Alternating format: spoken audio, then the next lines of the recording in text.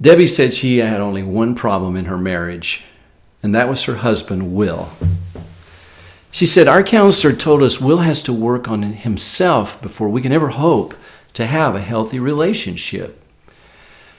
Debbie and Will were in a storm of conflict, and she was blaming it on him. Will had anger issues, and so in Debbie's eyes, he was 100% to blame for their problems.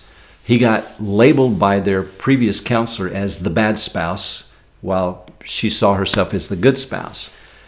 But in counseling, we discovered that Debbie's fear of intimacy was preventing her from connecting with Will. And when she would withdraw from him during those times of conflict, that was what was activating Will's childhood feelings of rejection. And that's when he would react with those outbursts of anger. His anger, in turn, would cause Debbie to feel more and more smothered until she would just blow up, and then the raging storm of conflict just continued on and on. In a storm of conflict like this, the problem is not you and it's not your partner. The problem is the space between you two. The space between them was filled with negativity, and that negativity made the relationship unsafe. And both of them were adding to that negativity in their own way. Will, of course, by his uncontrolled anger, but Debbie by her fear of intimacy, retreating and pulling away and then blowing up. In an intimate partnership, it's not just two individuals interacting. It's two people plus the space between them. A marriage relationship is like the physical universe in at least two ways. First of all, everything's connected. And secondly, the space between those bodies, those heavenly bodies, the planets, is not just empty space. There are massive energy fields at work to hold everything together. In the same way, you and your partner are connected. And the space between you is not just empty space. That space between you is filled with either positive or negative energy. And that's what determines the quality of your life together. Whatever you put into that space has the power to shape and change your lives more than any other force. So to fix your relationship, you just can't fix your partner or fix yourself. You have to fix the space between. Filling the space between with positive energy makes it safe to reconnect with each other. And when you reconnect, all the problems you want to solve actually dissolve. And that's when the storm of conflict can be transformed into a refuge of healing. Here are 3 powerful steps that Will took to begin to turn their marriage around from a storm of conflict eventually into a refuge of healing.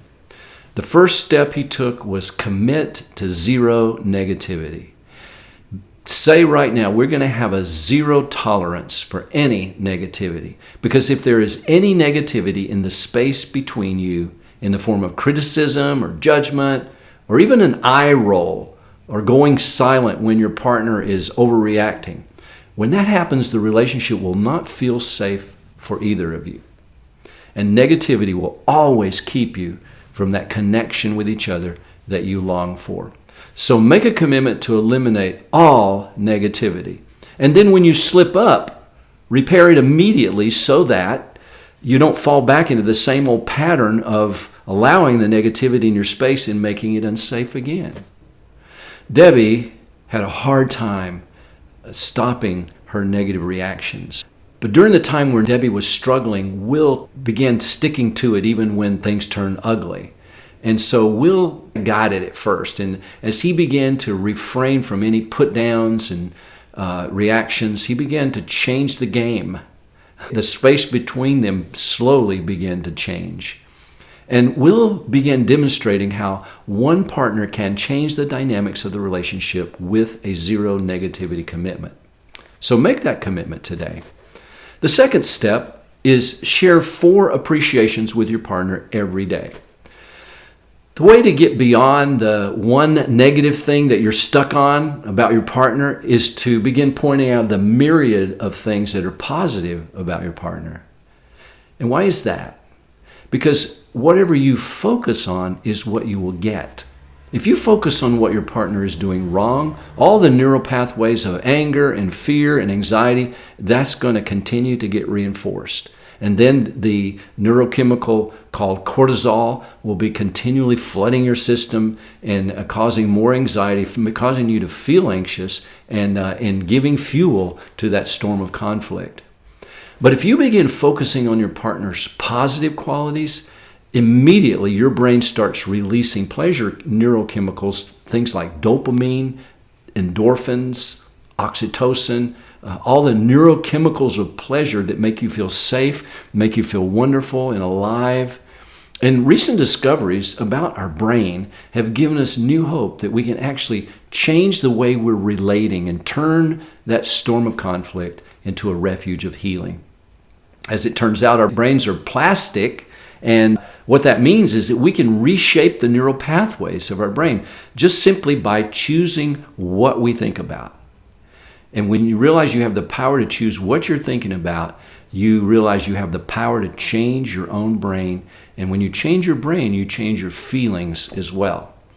And so the more that we appreciate our partner, the more that we bring these real tangible, positive appreciations into the space between us, the more neurochemicals of well-being and wonder about our partner and full aliveness that we feel, all of those chemicals are released. And the more the space between you becomes filled with positive energy and feelings of safety. The third step is to always use safe conversation skills. Eliminating negativity does not mean that you don't deal with negative issues. You have to talk about negative things, but you learn to do it in a positive way, keeping the space between you a negative-free zone. Safe conversation skills, also known as the couples dialogue, can help you do that. The couples dialogue can help you talk without put-downs, because it's not what you say, it's how you say it that makes it positive or negative. The couples dialogue will help you slow down and mirror your partner. That is listening to 100% of what your partner is saying, making sure you got it, and being curious about it, asking, is there more about that? And allowing them to talk and share and feel safe in getting in touch with what's going on. What are the underlying issues? That's mirroring. The second step of the couples dialogue is validate. You let your partner know that he or she makes sense. Even when you disagree, you may not see it the same way, but you say, you know what, you make sense, and here's what makes sense. And you show them that you're seeing their own internal logic as being valid. And that really helps you differentiate, and it helps you really connect.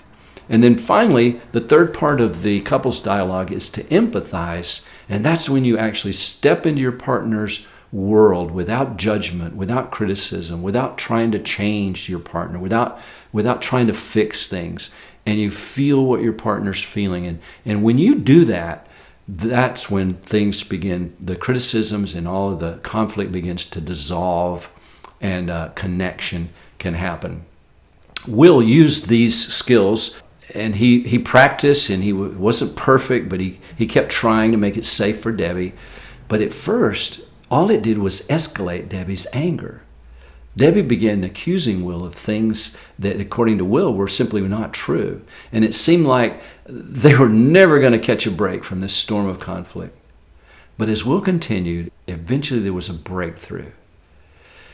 And he continued to mirror as she shared her feelings. Even though her accusations seemed unfair and her feelings seemed unwarranted, Will continued to mirror her and validate her and empathize with her. He understood that there is a reason that this wonderful woman of his was saying those hurtful things. And as he began to empathize with what was going on, he continued to do that until he literally dissolved all the criticism and negativity. And that was a breakthrough. And here's what Will discovered. He discovered that criticisms are simply a wish in disguise. Behind all of Debbie's hateful words and wrongful accusations was a hidden desire simply to be connected with Will. And that's why when it became safe enough for her to reconnect with him, all those criticisms melted away. When you make it safe for your partner to share anything, you can dissolve all of those criticisms and you can melt away all those accusations. Now, isn't that better than defending yourself and trying to prove your partner wrong? What about you today? What about you and your partner? Are you in a storm of conflict? Well, let me encourage you to take these 3 steps and turn things around. Get rid of all negativity by signing the Zero Negativity Pledge. Number 2, share 4 appreciations with your partner every day using the 4 Powerful Appreciations tool. And number 3, use safe conversation skills to share your frustrations by using the couples dialogue tool. And you can quell that storm of conflict and transform your marriage into a refuge of healing. So go to the toolbox today at chuckstarnes.com, download those 3 free tools, and get started.